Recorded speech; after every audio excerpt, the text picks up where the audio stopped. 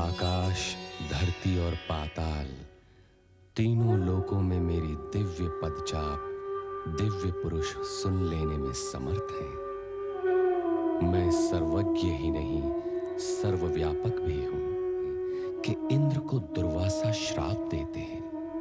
परिणाम स्वरूप दानवराज बलि इंद्रासन पर आ बैठा। व्याकुल मन लेकर इंद्रादि देवता ब्रह्मा जी के पास आते हैं। ब्रह्मा जी विष्णु भगवान के पास जाने के लिए कहते हैं।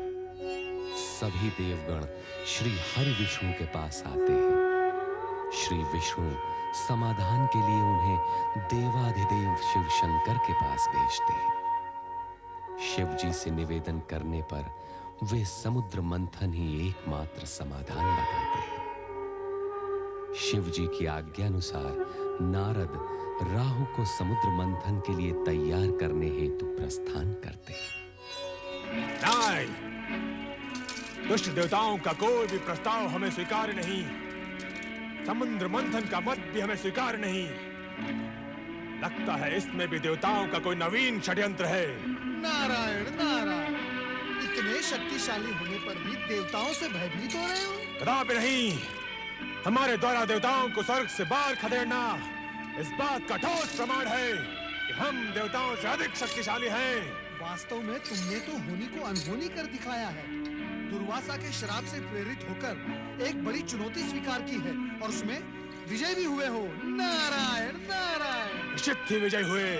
मैं एक बात सोच रहा हूँ, तुम दानव यदि शक्तिशाली हो तो देवगण बुद्धिमान ज्ञानवान, तुम दानव एक स्वर्ग लेकर यहाँ मोद मनाते बैठे रहोगे और वहाँ देवगण समुद्र मंथन से 100 स्वर्ग उत्पन्न कर डालेंगे।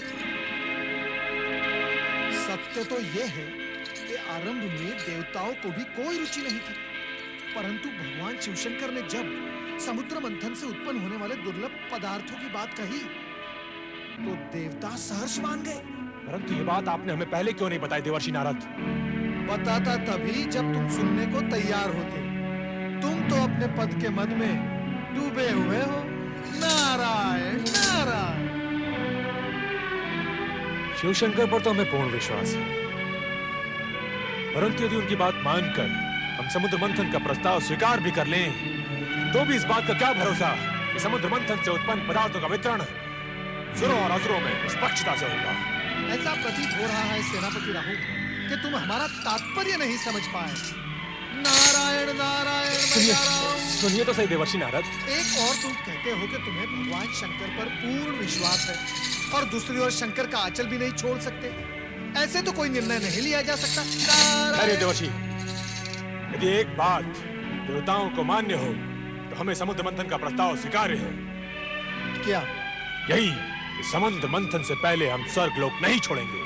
इसका निर्णय तो भगवान शिवशंकर ही करेंगे और तुम ये भली भांति जानते हो और मानते भी हो कि वे निष्पक्ष हैं। अब क्या कहें इसे, दानवों का दुर्भाग्य या देवों का भाग्य कि समुद्र मंथन से उत्पन्न होने वाले दुर्लभ पदार्थ मात्र देवों को ही प्राप्त होने की परिस्थितियां निर्मित हो रही हैं। धन्य हो प्रभु, धन्य हो। दानव अपने दुर्भाग्य का द्वार स्वयं खटखटाने जा रहे हैं। नारायण। देवर्षि नारद, मैं इस विषय पर एक बार शिवशंकर से बात करना चाहता हूँ। शुभस्य शीघ्रम। देवादिदेव महादेव और सेनापति राहु एक दूसरे से भली भांति परिचित हैं। चलो चले कैलाश। ओम नमः शिवाय। कैलाश। जाइए असुर सेनापति राहु। मुझे शिवशंकर से भेंट करनी है। कैलाशपति अभी ध्यान में है, तुम्हें प्रतीक्षा करनी होगी। बात महत्वपूर्ण है, मैं प्रतीक्षा नहीं कर सकता। शिवशंकर, महेश्वर, मेरा बात मत रखो, नहीं तो अनिष्ट हो जाएगा। नारायण नारायण नारायण नारायण। शांत हो जाओ, शांत हो जाओ। अतिथि के साथ ऐसा व्यवहार शोभा नहीं देता। किंतु ऋषिवर, यह हमारे शिवजी के ध्यान में बाधा डाल रहे हैं। इनसे कहिए कि बाद में आए। नारायण नारायण, ये बाधा नहीं डालेंगे। महादेव शिवशंकर की आज्ञा से ही वे यहाँ पधारे हैं। पधारिए पधारिए राहु, पधारिए।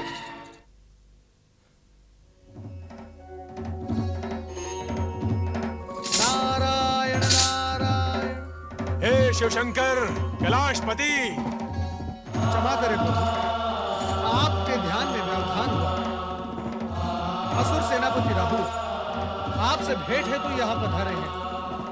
आपके गणों ने उन्हें रोकने का प्रयास किया, किंतु आओ राहुल। प्रणाम शिवशंकर। हम जानते हैं तुम यहाँ अपने संदेह निवारण के लिए आए हो,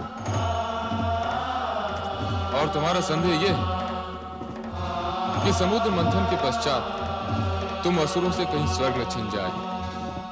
कहो यह सत्य है? सत्य है शिवशंकर।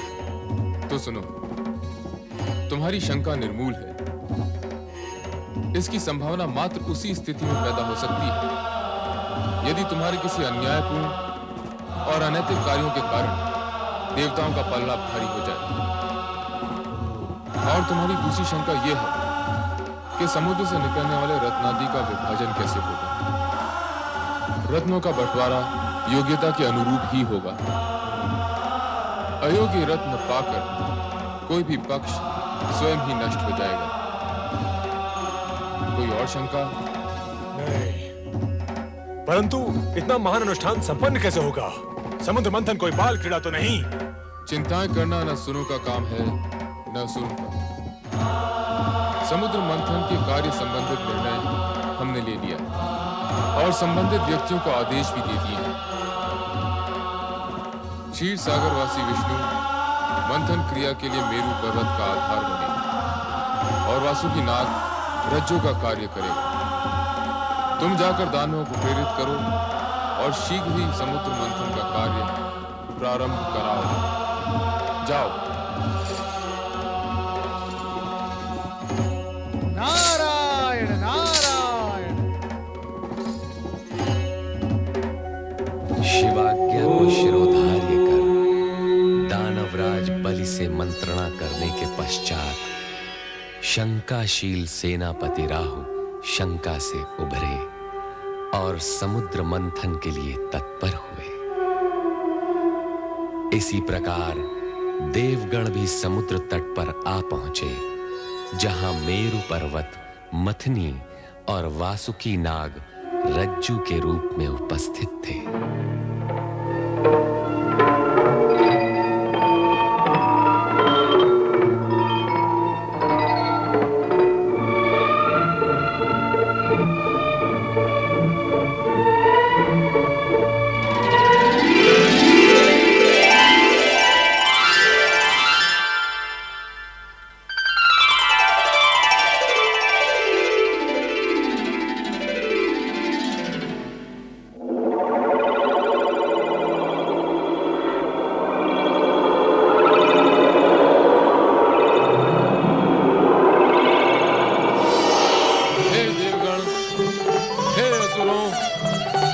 समुद्र मंथन का कार्य आरंभ हो।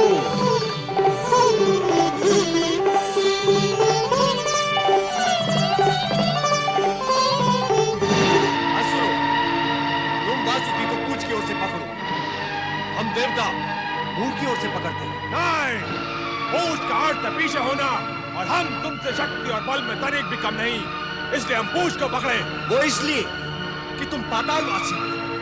सृष्टि के अंतिम छोर में रहकर ही तुम सहज रह सकते हो।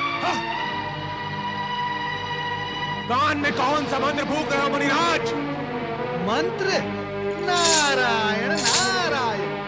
मैं तो देवताओं से ये कह रहा था, तुम चाहे अपनी जितनी भी प्रशंसा कर लो, परंतु असुरों के समक्ष शक्ति में तुम शून्य हो, शून्य। आग और विष उगलते हुए वासुकी का मुंह पकड़ना देवताओं के बस की बात नहीं। नारायण नारायण। बहुत प्रसन्न हुए कि आज देवताओं को उनकी हीनता का ज्ञान तो हुआ। तुमने हमें हीन कहा? तो सबसे पहले यही बात सिद्ध कर ली जाए कि कौन शक्तिशाली है और कौन नहीं। हाँ, वासुकी के मुख से निकलने वाले विष से बचने के लिए मैंने ये सब सुहाग रचा था, और आप शत्रुता पर उतर आए। सभी देवता वासुकी की पूंछ की ओर रहेंगे और हम असुर मुख की ओर रहेंगे। हाँ।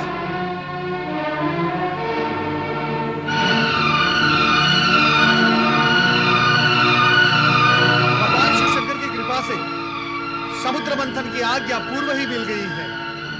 शुभ कार्य में विलंब नहीं होना चाहिए, वो उचित नहीं। बोलिए भगवान शिव शंकर की जय। भगवान शिव शंकर की जय।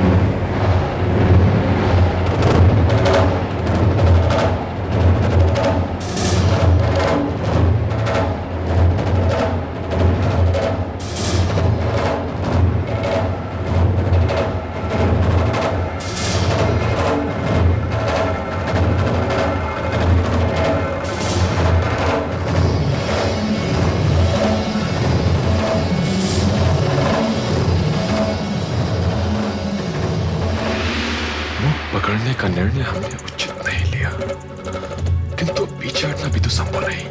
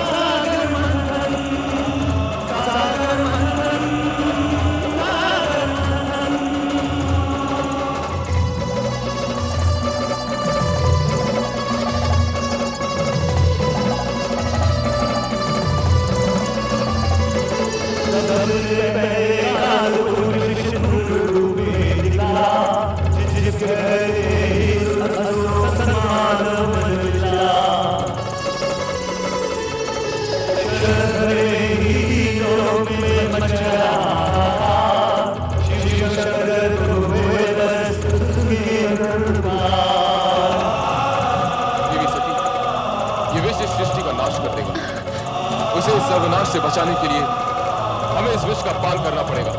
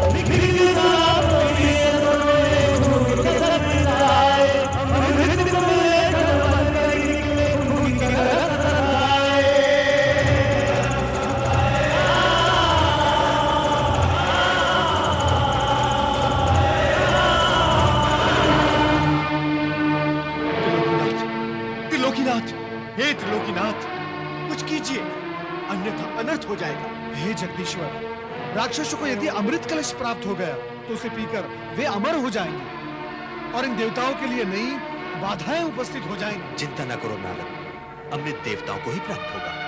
देवगणों से कहो कि वे पंक्ति में बैठ जाएं।